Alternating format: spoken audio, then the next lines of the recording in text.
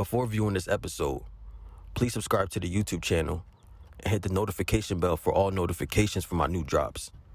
And if you enjoyed this episode, please click the link in the description box and become a Patreon for $1.99 a month to get new episodes early and to continue watching the first season of Blood Currency. Blood Currency is an extension of Rich in the Hood, detailing the lives of the underworld's most infamous. Thanks for watching. This is what comes to many people's minds when they think of Bensonhurst, Brooklyn. Organized crime figures being gunned down in the streets. That's what arrested carrying $120,000 and a loaded gun, trying to buy 13 kilos of cocaine. There's a lot of blood inside the building. You can't teach a man how to be a man. Either he is or he ain't.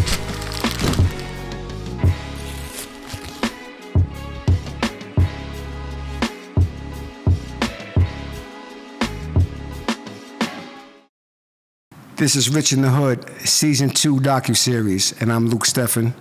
Here's my story. Yeah, I was born in Haiti.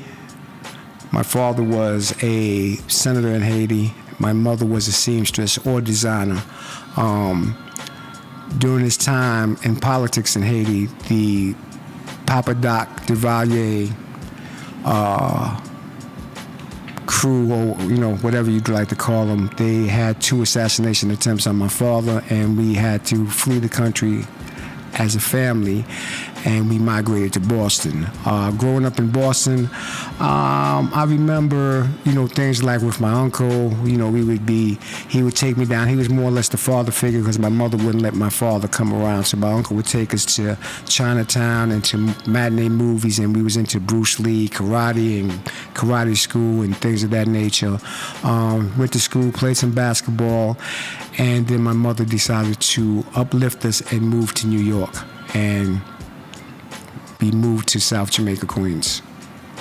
So when I moved to South Jamaica, Queens, again, I started playing ball. We would play basketball at IS-8 in the tournaments, and that fall, I went to Jamaica High School, and from Jamaica High School, after the first month, I transferred to Andrew Jackson. So once I got into Andrew Jackson, I continued to play ball, but I started meeting different people from the South Jamaica area, notably Monkey and Rat Hawkins. And, we would go hang out, hoogie parties, girls, and I started getting into other things, and I started seeing what being rich in the hood was about. I started seeing the 98s, the Cadillacs, Benz here and there, but you didn't see it too much in the late 70s and the early 80s, but that's when my life got fascinated by this street life phenomenon. And soon I got carried away by it.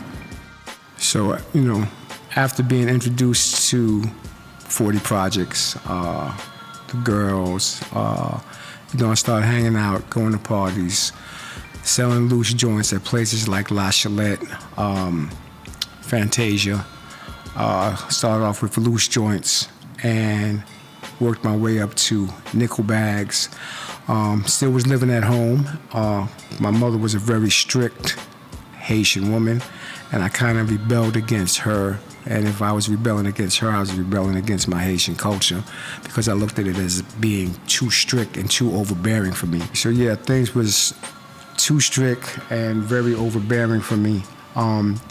She was a very strong, she raised 5 kids on her own. Different fathers within the kids. My mother had 6 kids. Started hanging the projects, and it was fun, and I started seeing another different world developing. Because 40 Projects, of course, you had your drug dealers and you had your pimps. Like, this is like late 70s, early 80s type things. And I'm still young, but I'm a very impressionable young. I'm not, I don't have it figured out. There's absolutely no father figure. There's no men in my life besides the men that I am hanging out with, going to school or meeting along the way. And again, the lifestyle fascinated me. So after 9th grade, which I played varsity on the basketball team, my girlfriend got pregnant. So now it's a whole different kind of atmosphere because now it's like I got to do something to make money. And besides the loose joints, I started going creeping, which is called sneak thieving. And one day my mother was mad at me, told me to stand in the corner, which is something that she did other times when I got her mad. That's like part of your Haitian punishment, go stand in the corner. Some mothers might make you get on your knees and stand in the corner, but that was just part of my culture and how I grew up to despise my culture, because the Haitian culture is a very beautiful culture. But my mother, with her strict parenting, made me dislike her, and in turn, with disliking her, I disliked the culture. So long story short, one day when she told me to stand in the corner, I just walked out the house. I had a couple of friends, God bless the dead, Gregory Wack Evans, and another friend, AJ, and I started staying over them at Lincoln Park. AJ was a drug dealer, not on a big scale, but neighborhood. Wack was a sneak thief by profession, and a very good one at that. And both of these guys gave me the game as well as they knew it. And I was able to take that apprenticeship and create income for myself, which wasn't too bad for a 14 and 15-year-old. So anyway, we used to always be in the park, and that's when I met Lorenzo Fat Cat Nichols by coming to the Lincoln Park area. And, I've said stories before, like how I cut into him was kind of like always asking him for change so that way he would notice me, because I'm 14, 15. I'm a little kid. He's not much older than me, but again, as far as street development, he's ages above me at that time. So we started working together. I'm a very headstrong, on point person when it comes to the business. And you know what they say, I was standing on business. So I stood on my business and we started hustling. It was heroin at first, and we started to make a nice piece of change and making some money with it. And it was cool. Of course, when you live in that lifestyle, things happen with stick-up kids, things happen with police officers. So after a couple of arrests for direct sales and possessions, I end up going to prison. And I had 1.5 to 4.5. I went upstate. And when I came home, the crew was more into cocaine than they were into the heroin. I can remember before doing my first bid and selling, the heroin and scramble, you had people in the projects, they were doing what they were doing. And, when you're younger, you always have these beefs with each other about who's getting the most money, because, we got a crew and the chicks is messing with us. They got a crew and the same chicks is messing with them. Someone else got a crew and it's the same chicks messing with them. And if you look at it culturally, what we did is what happens now. You got women that mess with this rap crew, then they go over there and mess with this rap crew. So it's not any different. It's just that when you're making money and you're enjoying life, people want to enjoy life with you. And that's just the bottom line. We don't know or understand then what is truly going to happen as we go on, because when you're taking chances, the more that you take a chance, the more likely, percentage-wise, that your luck is going to run out, and that chance is you're going to get locked up or you're going to be in jail. So one particular story, just to show you how we were, because at that time back then, the culture that we had was a culture that drugs was part of our culture. Using, selling, you had Studio 54, like everyone is getting high, late 70s, early 80s. So I can remember one time we had an incident, and we go to the skating rink. It was a skating rink, right? So everybody sniffs, and we're a group, we're getting high, we're sniffing cocaine in a skating rink. People from the projects, they're sniffing cocaine. We all got guns, And you gotta imagine 2 groups of 15 and better in each group, black young men, all gangsters, and we all geeked out on coke. What did you think was gonna happen? So, when we pull out the guns, everyone is up. And when that gun hit the floor, boom, everyone started letting loose. So, it was the mindset of being. It was like fun. You understand what I'm saying? But you had that dangerous element, but everybody loved that dangerous element. So that's just one particular story where I'm giving you guys where, if I think about it, we wasn't in our right frame of minds. Because again, dealing with drugs or using drugs and firearms and beef is a recipe for disaster. Now where I'm at, I probably wouldn't be around any of that, but I'm just saying, it's just when you look back and you say to yourself, like, like, what was I thinking about? We wasn't thinking, we were just doing.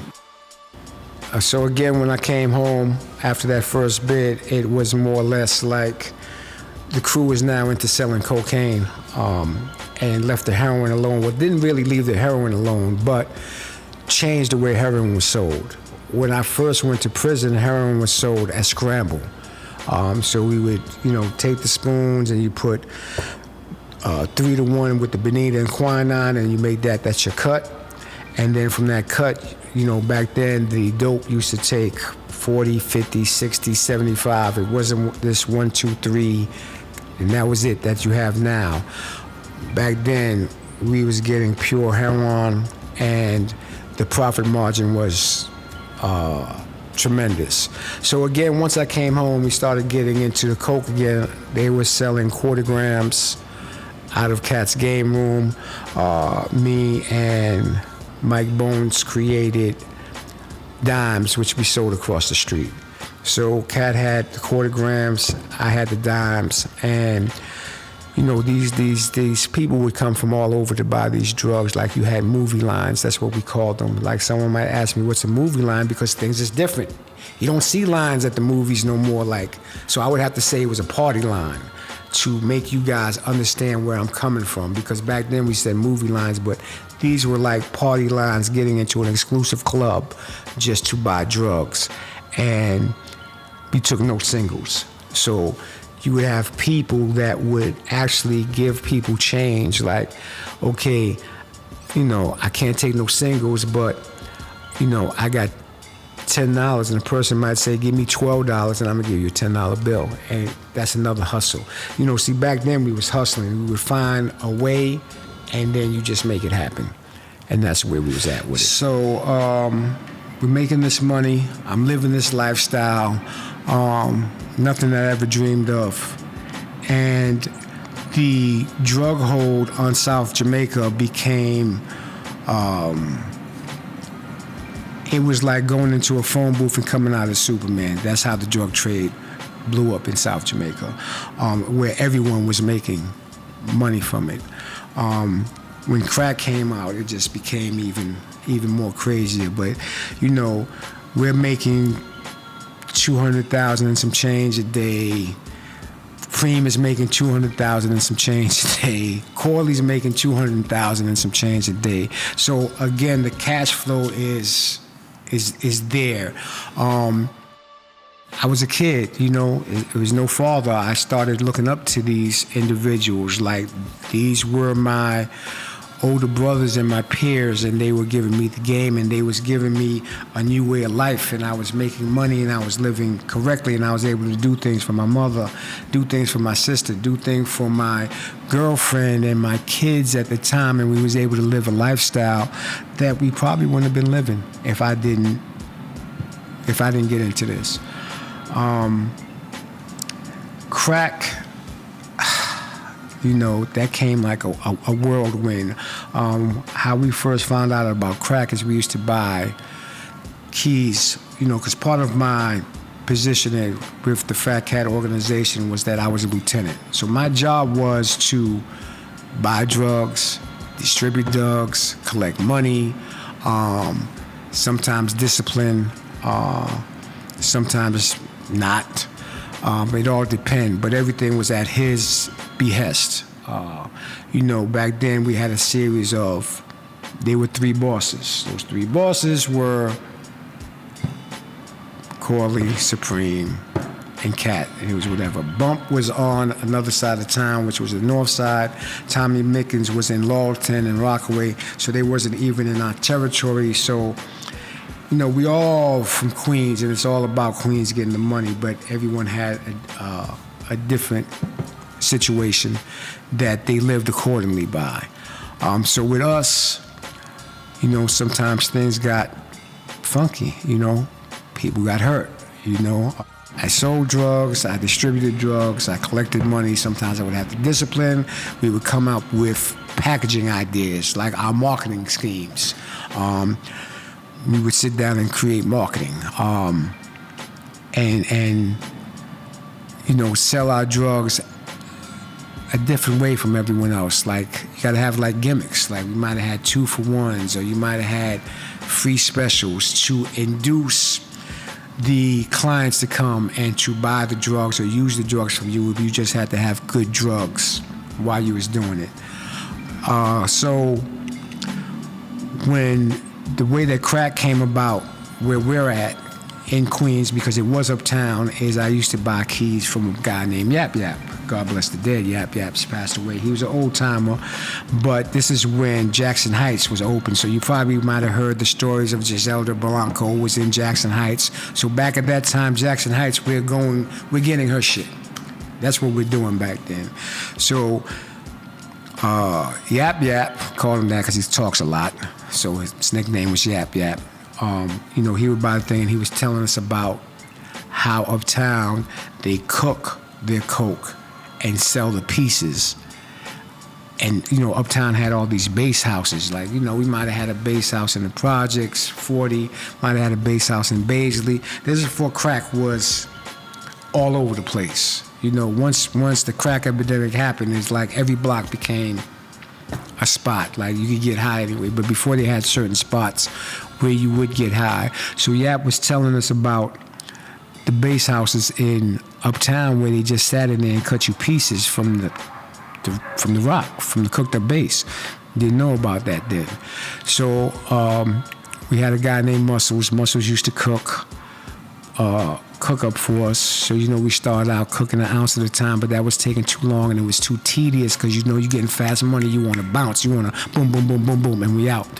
Then Cat would take a chance and be like, hey, cook 100. And then after a while, it was like, yo, just cook the whole thing. And he put that whole key in that pot and bring that joint back, have them, bring it to the girls, and you have your crew, like you watch your crew with the girls and they ain't got no tops on. We ain't never did that, but I'm just trying to give you the picture where you could imagine what was going on. We'd take it to the apartment and a crew of girls would be in there bagging it up and putting it together before it comes back to the block for it to work. All right, so just going into crack and freebase. And so again, when this thing first started, before it was the crack, it was called freebase. So you had Richard Pryor catching on fire. I'm sure your people understand the history, and you can Google this, Richard Pryor catching on fire, because he's freebasing. And it is times that people were freebasing, but it didn't have you going crazy. It's like, people smoke, sit in the house, and the house is nice, and they drinking and they cool. And then when this other thing came about called crack, and you had things that it wasn't just baking soda and cocaine and water, it started being some other stuff. So you had this stuff that people were ingesting, and it was really making them go even more crazier than the freebase was. Now, freebase had them going crazy, but the crack, they running all night. So I don't know, did the Colombians or the Mexicans or whoever was coming from, back then it had to be Colombians because we didn't even talk about Mexicans too much. We would always talk about trying to find a Colombian connect, a Colombian plug. So I'm pretty sure that that's the people that we was dealing with, were the Colombians. I feel either the Colombians were putting some chemicals in there to make it react in a certain way, because you gotta remember, these guys is dealing with thousands upon thousands of kilos, millions and millions. They're making millions of dollars every day with this. Like, you gotta imagine, like, it's 50 states in America. So you got 50 different South Jamaica areas. Like, don't forget, you had Harlem. They looking for Colombians. You had, you know, it's just you got to imagine the people that was behind the drug epidemic and how much drugs that they were moving. You know, like back at that time, yeah, we know 10 joints, we doing our thing. We trying to move 10 joints because we bagging up 100,000 from a joint. So, you know, you looking at 10 joints, that's $1 million, and we trying to go through it. As time goes on, it's a different type of game. It's a, you know, like you have that game because we were block boys, but again, as time goes on and you progress, you become a different type of drug dealer. Like, you're no longer, or I no longer am running a block or on a block. I'm selling joints, or I'm hitting people with joints. So where 10 joints used to be a lot in the 80s, that wasn't nothing. You know what I'm saying? 10, you know, that's not nothing. People's trying to get, well, I can only speak of us. You know, we trying to get 50, you trying to get 100, you know, you trying to move some weight. And that's what we started doing, or that's what I started doing. Crack, it destroyed not only the community of South Jamaica, but many other communities across this country. It was a broader devastation of the community after the heroin epidemics. You thought heroin had people. You know, heroin became a necessity because your body actually yearns for the drug. It needs the drug. The crack, I don't know what they was putting in there, but I believe it was the mental, because it's a mind thing. Because it's like, you don't need it, but it's like the craving is just so crazy that you want it, so you chase it. So 1985 is when Big Mac's Deli, which is a store that me and Kat became partners on, put the store together. As always, was never supposed to be any drugs within the store, inside the store. I had just opened up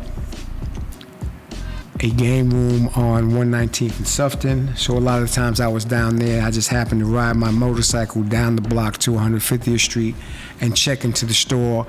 When I was checking into the store in the back, that's when the police came in and raided the store. It was me, Kat, and Jug in the back of the store.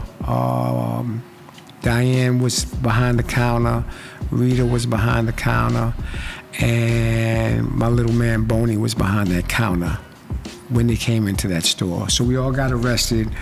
Of course, everybody else's charges got dropped because they didn't want any of them. They got who they wanted, which was really Lorenzo Nichols.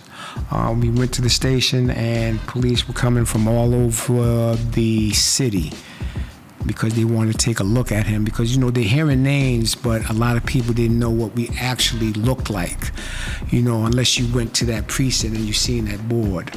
So back at that time, July 29th, I got arrested.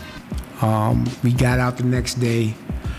Kat got violated by his parole officer. I got violated 30 days later.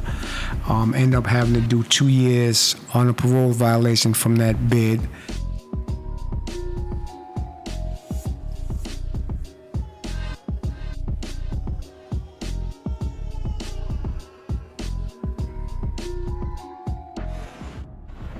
got convicted of some weed and some guns, and that's how I ended up with the 3.5 to 7. I went upstate. I came home in 1991 from that 3.5 to 7 because I came in 1987. I went to the projects, and I started hustling in the projects. I had a friend of mine that introduced me to God Bless the Dead Chaz, and we became cool. And we just started, I started doing my thing within the projects with my partner. He was getting those same, as you say, club lines. Can't call them movie lines because movies don't get lines no more. So we had nightclub lines for them drugs. You know, I came up with a gimmick, 2 for 1s, and so I had every dealer from Long Island, Brooklyn, Queens were coming because whatever you spent your money with me, you can double your money if you was hustling, and if you was getting high, you could have a great high because I didn't touch the drugs as far as selling them. You know, again, my culture from where I came from, drug use is, we did drug use. So in 1984, we're not selling heroin as much. We're mostly concentrated on cocaine, and we're selling quarter grams. This is before crack came out. So when I come home, you know, I come home in August. It's a party that everyone is getting ready for, and the town is crazy because there's gonna be this dope party. It's for Corley, it's for Preem, and we're gonna be at the Olympia Palace, and that's the world famous party that you saw from all these pictures. So yes, you know, I'm in the pictures. I just came home. I had been home 2 weeks. Kat was telling me how he was gonna put everything together, and that's when I got my official new position of when I'm coming home, because again, things changing, so he's got to put me somewhere that's befitting me. So when I came home, it was me, Jug, Mike Bones, and Kat. We were the 4 people that would be together all the time. Again, me and Mike was on the corner of 150th Street and 107. Jug had 15s, and he was in the projects on 110, which later became Pappy's area. So in other words, it was Jug's area first, and once the parole officer got killed and Jug had to go on around, that's when it became Pappy's. Before that, Pappy was security, but when Jug had to go on the run because of our case and the parole officer, you know, that's when Pappy was able to get that building and that old base house that was in the projects and take it over. So back to this crazy party that was at Olympia Palace. I saw that, you know, Raising Cane had made I wouldn't say it's a reenactment because they got their own story and their own thing, but it's a combination of everything. And it was a dope feeling watching, and I guess 50 must have gave the writers the story, and you see the sailor suits, and you see the characters wearing different clothing that we wore back then. And, you know, we had a group picture that they took. They took a smaller group picture, but it was still, like, dope to look at because right now I'm a creative. So it's just kind of different. So I think it was just like, I don't know if you want to call it an honor, but just for someone to take a segment of your life and then to put it within their story and make it part of what they're doing and to show it on TV. And Raising Cane has just so many, their audience is so huge, man. It was, I'll just say it was a compliment. You know, we weren't the only ones that had, you know, they weren't the only ones that had on sailor suits in the city. And, you know, I'm not saying that, but again, we were the only ones that had the party at Olympia Palace, and they did reference the Olympia Palace. The wardrobe department in Raising Cane. I worked with one of the producers over there, so it was actually dope. They took a picture that we took in the Fever. I had on the jacket, I had on my gazelles, and they took that and they put it on the character, and they made it that character. Now Ronnie, he's a beast in that film, right? And that's not who I am in my life. You know, I'm not a Ronnie. I'm not trying to take people's things over. I made money when I was hustling.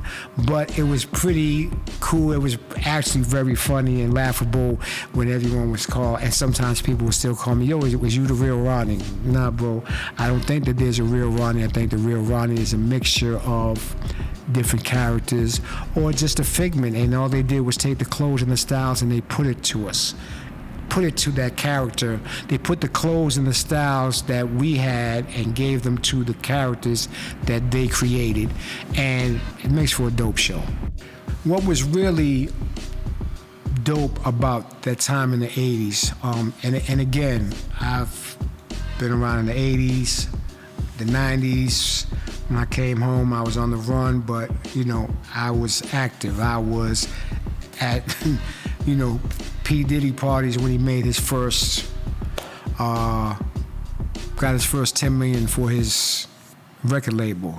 I can remember being there. I can remember being around Suge and Pac on the strength of Chaz, on the strength of Big D, and us going to the Soul Train Awards. We were going to the Soul Train Awards. And, hanging out with these people that were soon to become legends. And I mean, for me, it's like we're everyday people, like Suge, or Pac, or a D, or even a Cat or a Preem. We're just people. We're just cool. It's nothing like, how was it growing up with them? What do you mean? How was it growing up? How was it growing up with your brother? You played basketball, you had fun, you made money. Of course, some of my friends was just a little bit more notorious than the average person, so they kind of stick out. But other than that, they just was regular people. I don't say I'm an OG. I don't say I'm a legend. That's what someone else says. You never hear me talk about who I am and what I was. That's what other people say. I will never tell a story. I can only tell a story based on my experience and what I saw with my eyes. Not what someone told me, or not what someone told someone and told someone and told someone and told someone, and it got back to you and you're just repeating it like you're there. So I will only speak on the people that I dealt with directly, or the people where I might have been in the room and seen. I'm not gonna give you any hearsay evidence, because that's unacceptable in this court of. When I first went to prison in the early 80s, like I said, we had those little beefs, skating the rink, projects, everyone is against each other. We're in the same space, but we're not together. And when I came home from prison on that first bid, what I saw was a complete transformation. A complete transformation on the type of money that was coming through, a complete transformation on the personalities. Now everyone is doing things together. I really think that Supreme was the glue that formed everything together, especially between us, which is Cat's organization, and Corley's organization. It came together and it was as one. And we all know, united we stand, divided we fall. Queens as a group became super strong when these forces started getting along. And the way these forces started getting along is that everyone was making money. So we made money in the early 80s, late 70s. People was getting money. But in that mid-80s, people were making money, a lot of money. And when you're making money, you're happy, you're partying, you're having fun. It ain't no beef, because every person is making money. Ain't no one not making no money at that time.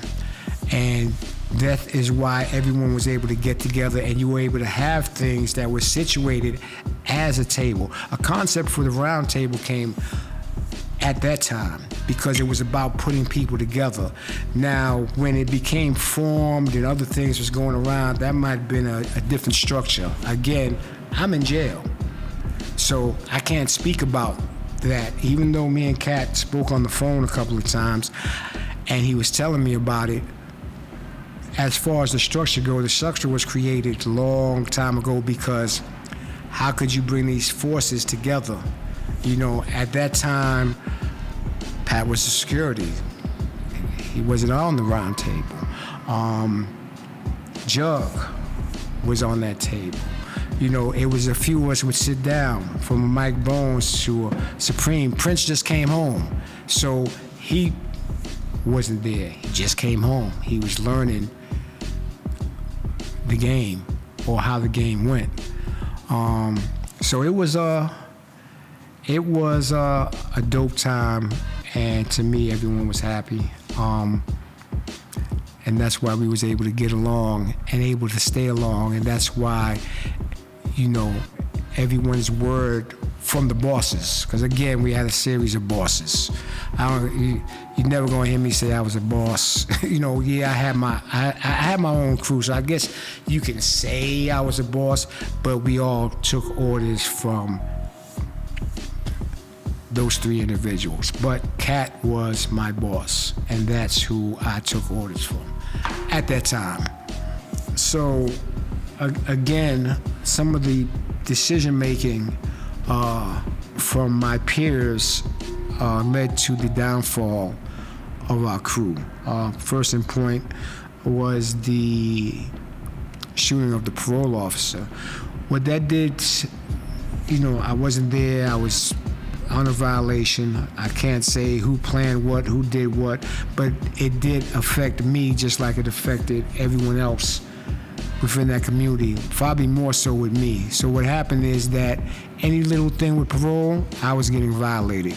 And that's why I had to do 2 years, because a few times my attorney, Victor Knapp, got me out on writs. Parole law and regular criminal law is two different things. And the reason that I got Knapp is a parole specialist. He came highly recommended from General Prince Miller, who he used for his parole cases. And that's how I got hooked up with Victor Knapp, who became not only handled my legal business with parole, but he handled my criminal cases as well. So 1988, I'm in Dannemora Correctional Facility. Matter of fact, I was in Clinton Annex when that happened. I was in Clinton Annex, which was mostly dorms. I had left Clinton, Maine. Woke up one day, I'm in the day room.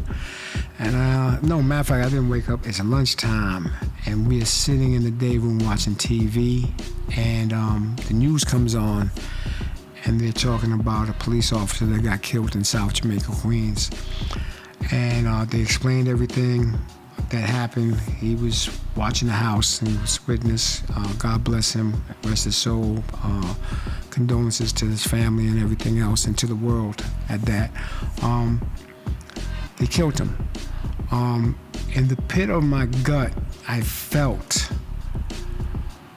like, so I didn't get on the phone because there wasn't too many people that was capable of that. So I figured that it had to come from someone that was within that regime. And I called his sister, Viola. God rest her soul also. I called her, and she said some words, and I kind of like knew. And when I knew, I kind of like had a friend that was out there, and I told him to kind of like fall back and kind of stay away, because there's a lot of shit going on that you don't necessarily want to be a part of. Versus the parole officer, which was, I didn't have an understanding about that. Might have became an accident later on that I found out, but once the Burns killing came into effect, it was like, man, these people is, now they bugging. Because now it becomes something different, and now it's like, I don't need no parts of this, because this is just plain, I'm about money. So when it's about money, it makes sense. When things ain't about money and about emotion and about a person's ego, that don't compute for me. Like I said, my father was a politician, so I play politics. You know what I'm saying? That's who I am. It's embedded within my bloodline. You know what I'm saying? I'm a good negotiated person to speak to if there's like a problem or a beef. So yeah, again, I didn't understand the Burns incident then, even though now everything has unfolded as to what, why, where, and how. I just know that there were certain rules in place, like something like you have to check before you make a move on someone. So to make a move that was utterly,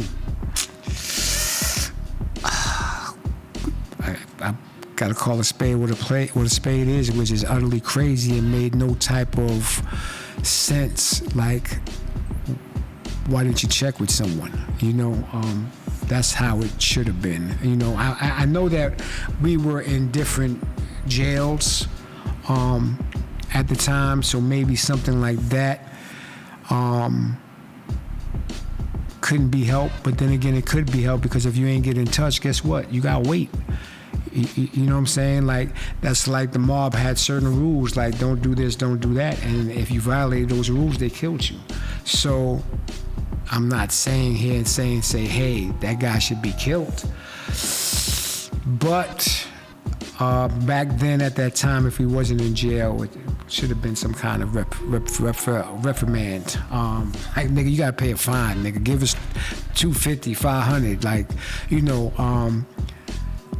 again, if you gotta check before you can harm someone that's in the streets because of their affiliations, like, you gotta make sure that you get green-lit and okay. The part that hit me the most is I don't understand why that part question was never asked. It just was like done. So again, I can't tell you what a person is thinking. Again, I'm only going to tell you from my experience of my story and people that I intermingled with and people that spoke to me. I'm not going to give you no hearsay. I can give you some hearsay about what happened and what the newspapers say. I don't know what happened. Only thing I really know is police officer got killed. Why he got killed, I don't know, but you were supposed to see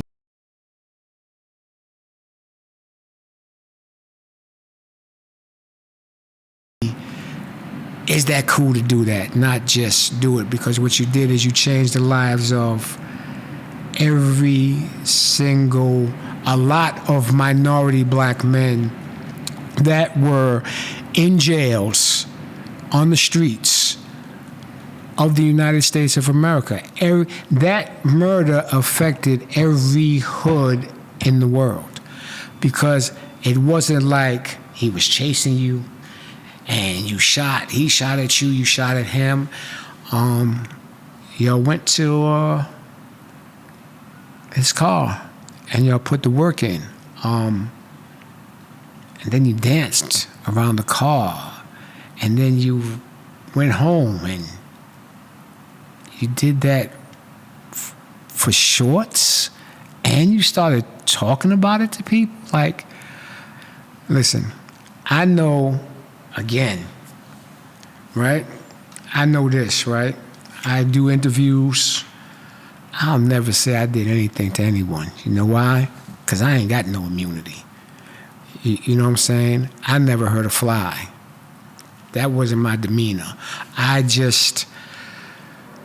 don't understand how some talk about how they were, not just within the crew, within the whole internet as it is, as we know it. There's a lot of people that talk about who they was, what they would do.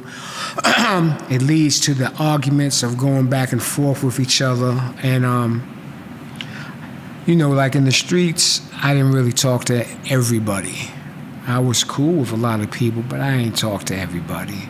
And right now, I don't talk to everyone. It's not that I think that I'm this and all that. It's just that, the less people you speak to, the less problems that you have. So I just keep things simple. It's really easy. So 1991, in the year 1991, I'm in Ogdensburg Correctional Facility. I get a call for some brothers that were working in the state shop, and they explained to me that, hey, the feds is coming to pick you up. I said, the feds is coming to pick me up. He's like, yeah, the feds is coming to pick you up. So I'm thinking, of course, you know, these guys done got arrested since 1988 when the officer got killed. It's 1991. I'm thinking that it's my time. They're coming. You know, it's over with. So they drive me down from, and Augsburg is all the way up by Canada. They pick me up, they drive me down to MCC, which is in Manhattan in New York. They call me there. They spend the night. I still don't understand. I met Chaz. Chaz was doing a violation. I met Chaz right there when I went to the law library. I also met a good friend of mine that was when I was away when I came down to the feds. Country. Country. I think his last name was Gons, I believe, but his name was Country. So Country was there. He was kind of like bringing me in or updating me on everything that happened as far as with the team, because people started getting out of that building with whatever that was going on. So when I got there, Country was there, and he kind of like introduced me to the SEALs. The next day, my cell cracked, and they called me in, took me to this room. It might have been the ADA. That might be wrong. No, because they don't call it an assistant district attorney in the feds. They call it well, I forgot what they call it. But they, again, so they took me to this room. You had the prosecutor. You had some agents. You had the police officer, Sergeant McGinnis, that arrested me and Kat and Jug back in July 29th, 1985. He's sitting in the room. So it's about 10 of them in the room, and they're sitting me down, and they're talking to me, and they're asking me questions, and they're accusing me of certain things, and I'm just playing kind of dumb. They tried to put me with a body, and basically I said, well, what you're telling me is not making any sense, because you're telling me that someone came to visit Kat. Kat told them whatever. They came and told me, and then I sent them to go do something, which doesn't make any sense if you really look at it, because if a person is going to go visit Kat, whatever Kat needed them to do, he could tell them on the visit. What do they got to come see me? I ain't got nothing to do with any of that. You know, she told me, hey, listen, you know, when I come to get you, it's going to be no deals, because, you know, you don't want to help us. I know nothing to help no one. So, you know what I'm saying? They sent me back upstate. I'm still nervous when I'm going to the parole board, and they end up letting me go. So I came home, I believe it was that February of 91, I believe, I'm not sure. So that means that they had to call me down in the year of 1990 is when they had to call me, because it was warm when I came down. And I think I was 6 months from being released. I get home in 1991. It's a few people that we used to be around, and, you know, they're offering me positions within their organizations. So at this time, I don't want a position in someone else's organization. I need to create my own organizations, because I've done that working with Kat. None of these guys here, of course. So, you know, whatever transpires, they don't want to let me do my thing. They want me to work with them, which I don't want to do.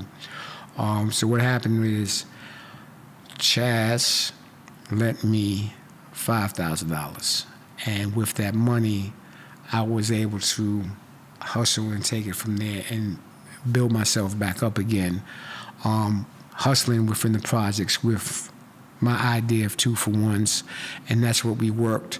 That we was very prosperous with it. Within no time, we're doing 3 keys a week on 107 and 108. Needless to say, the money's not like the money that was in the 80s, so it's not everyone getting this type of money in that early 91 period. It's not a lot of people making that $40,000 a day. That's not happening no more. But exceptionally, I'm a great hustler. I was able to put that together, and I mean, I helped destroy my community, so to speak. So anyway, long story short, after about 8 months, the Fed started taking some of my workers down to Brooklyn, and we're in Queens, which didn't register. And I was advised that they're trying to build a Fed case, so you need to shut that down and move on. I shut the block down that was on the projects, and I just started to go south, stopping in Baltimore first.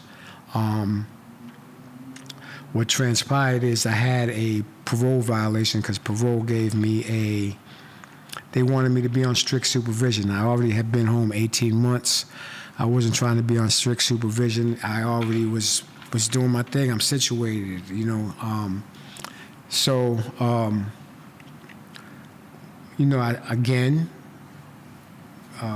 I went and I spoke with Chaz, and he suggested to me that if you go on the run, they're not going to give you more time. But,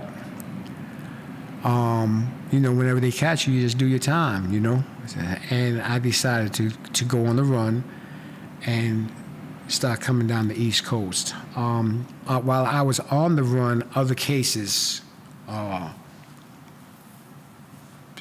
started coming about.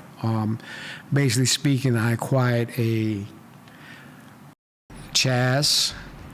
Comes in to see me, and he has a friend of his, and he wants us to start, it's a suggestion is to start filming. So, from American Gangster, the Zen was in me, and when I got with this guy and we started doing movies, I just really was head over heels in love with creating, making films, and just showing some great things. So again, I'm getting older. My life is changing for the better. My message to you guys is, no matter what, keep going, because when I was away in jail and I was making my plans, only thing that I had in my plan was to be a personal trainer. And guess what? I'm not a personal trainer now. Making movies, documentaries, films, restaurants, parties, none of that was in my plan. My only plan was, don't come back to jail. Don't sell drugs no more. Don't do this, don't do that. That was my personal promise to myself, and that's what I try to abide in. Started doing films, and of course, did some films with the neighborhood people. That's what I started. Finally got a break, like towards the end of 2019, 2020, right before the pandemic. Director who I met from Jamila T. Davis, Sean Baker. Shout out to Sean Baker. Sean Baker introduced me to Don Kwan, who was the writer. We did a movie called Better Than My Last.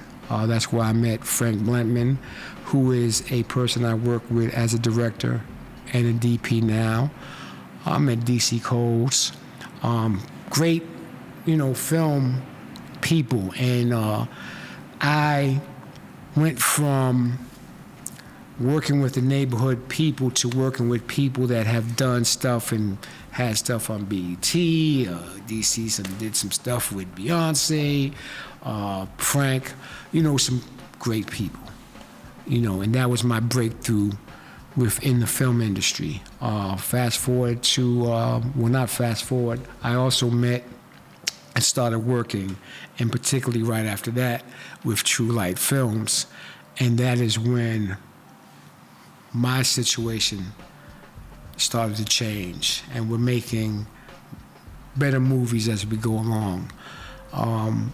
I met with Curtis Schoon. We was doing a documentary in Detroit. So it's me, him, True, director Asia.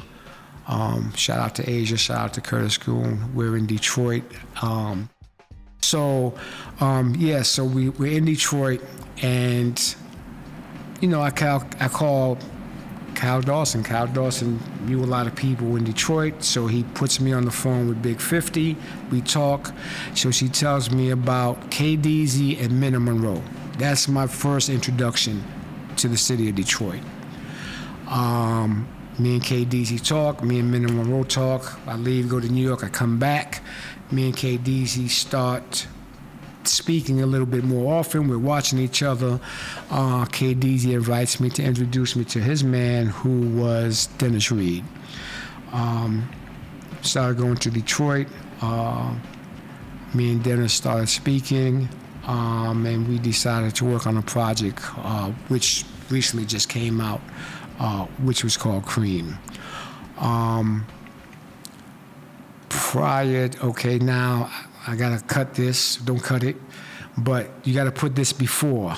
So, bam, after I'm doing the movies and I get with Sean, Preem calls me and tells me he has a situation for me to do his documentary. Of course, I say, okay. He's like, yo, I want you to do this documentary. I'm gonna introduce it to some people, which is Huey and CeeLo. So we started shooting Witness for the Defense, Proof of Innocence.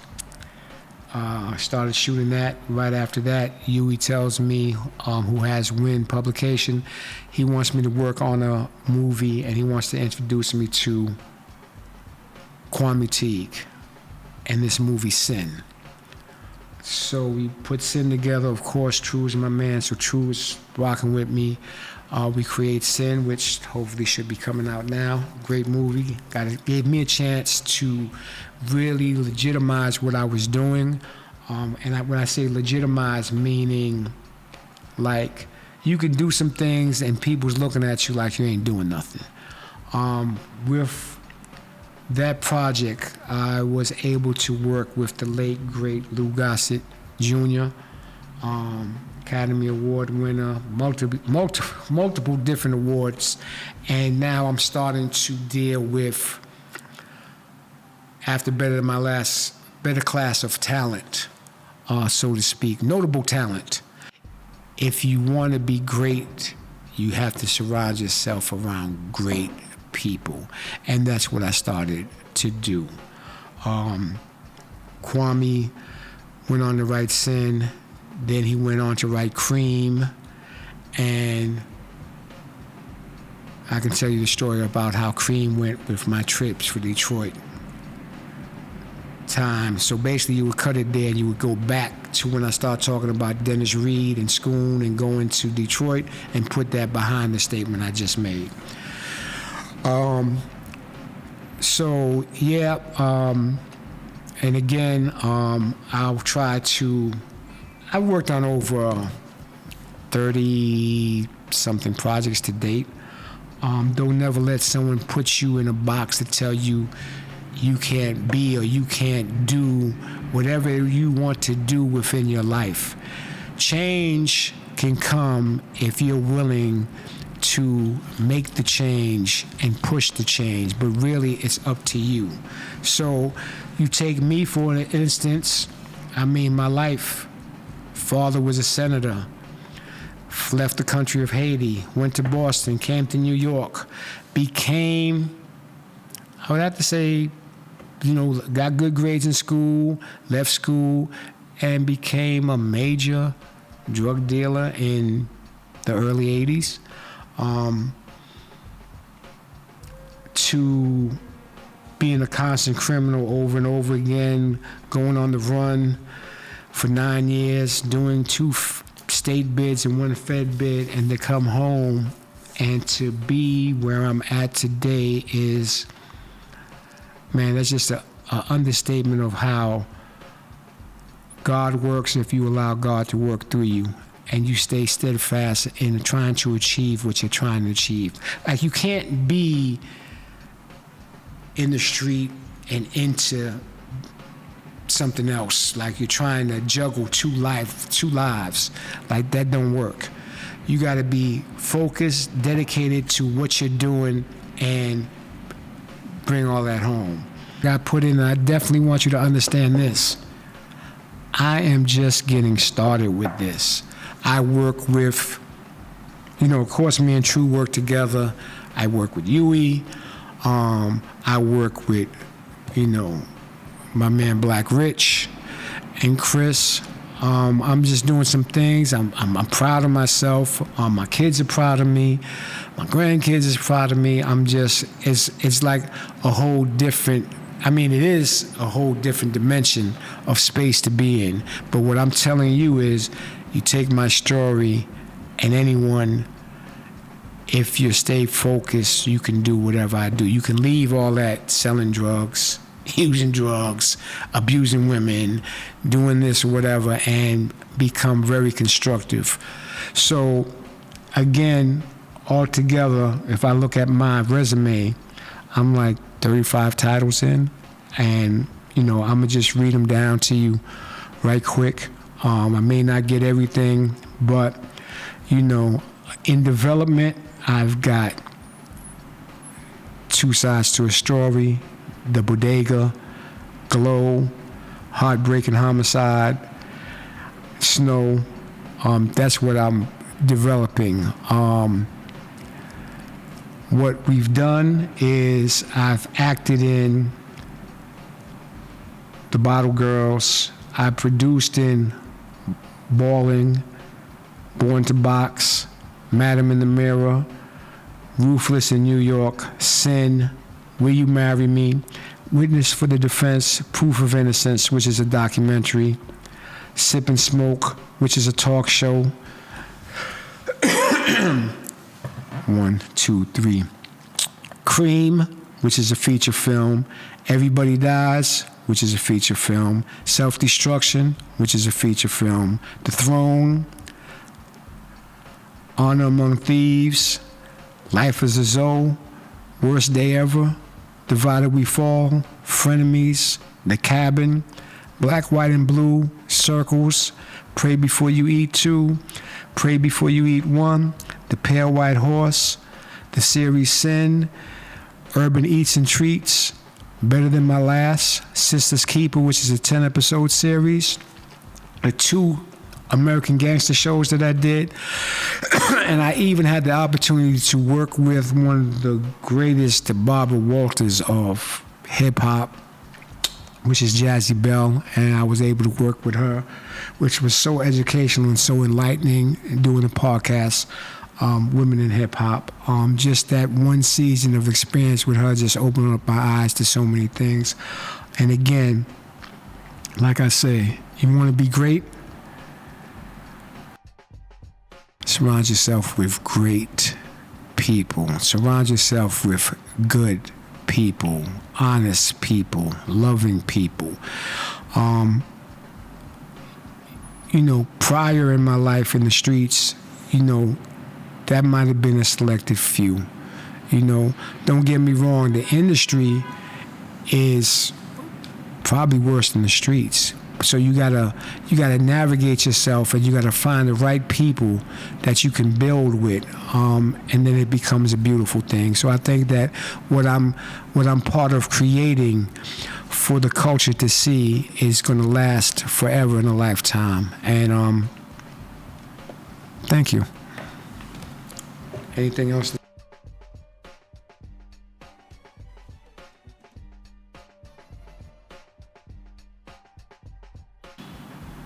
Hey, man, I just want to say, man, thank you for the experience of having me and able to relate my story as only I can say my story, because no one else can say your story but you. So I want to thank Rich in the Hood, docuseries, season 2, my man Val, you know what I'm saying? He brought me in. I've been working with Val for the longest, and I'm very proud of the way that he's been able to elevate what he's doing into something great. He's been featured on the New York Times. He's got his Patreon going, and he's got his YouTube going, and I'm very proud of him. And he's Neglikai. That's my homeboy. Haitians. Zo. Peace out.